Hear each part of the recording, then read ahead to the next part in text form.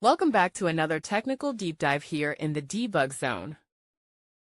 Today we're tackling a big question and breaking it down with insights from other users. Hopefully this clears up some misconceptions and helps you get the answer you need. So buckle up, stay a little curious, and let's jump right in.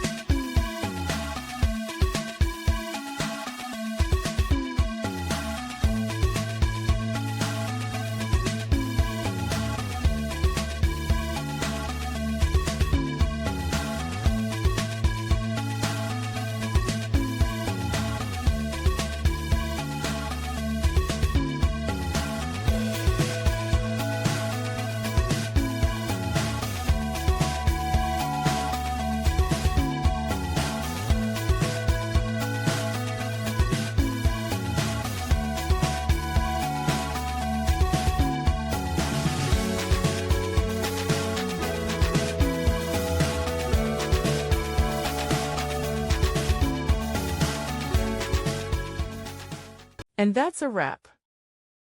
I hope you found the answer you were looking for. If you did, take a second to hit that subscribe button. It really helps out.